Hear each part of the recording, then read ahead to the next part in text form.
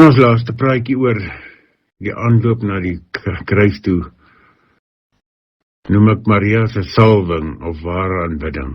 Johannes 12 vers 1 tot 8 leer vir ons, net voor Jesus se lyding lees ons van 'n besondere gebeurtenis.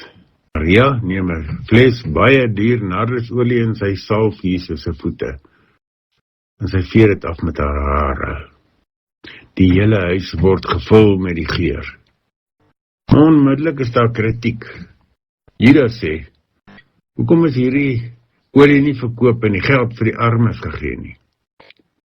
Op die oog af klink dit eintlik baie redelik, maar Jesus sien dieper. Hy sê, laat haar begaan. Sy het dit gedoen vir die dag van my begrafnis.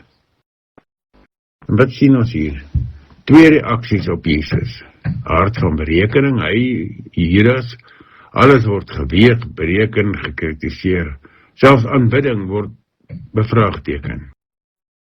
En dan aard van oorgawe, soos Maria. Sy gee alles, sy hou niks terug nie. Sy gee wat kosbaar is, sonder om te tel. Dit is ware aanbidding. Ware aanbidding is nie net woorde of sang nie. Dis wanneer 'n mens sê, Here, U is meer werd as enigiets wat ek het. In hierdie lydingstyd moet ons onsself vra, is my verhouding met God net berekening, of is dit oorgawe? Dien ek God wanneer dit my pas, of gee ek hom altyd my beste? Maria se daad het dalk oordrewe gelyk vir mens, maar vir Jesus was dit kosbaar. Want hy kyk nie na die bedrag nie, hy kyk na die hart. En dan is daar nog iets, die geur het die hele huis gevul. Ware aanbidding raak nie net jou eie lewe nie, dit raak almal rondom jou. 'n lewe wat oorgegee is aan God, versprei iets, versprei vrede, liefde, hoop, hierdie geure van die vrug van die Gees. So ons besef baie duidelik dat dit nie net gaan oor my verhouding met die Here nie. Ja, dodelik belangrik natuurlik, maar dit gaan ook oor, wat sê my verhouding met die Here verander?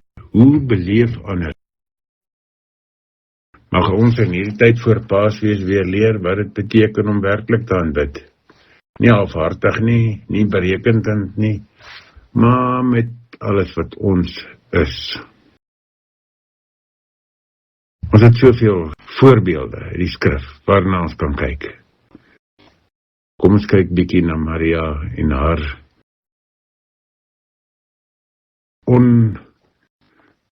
onversagte oorgawe.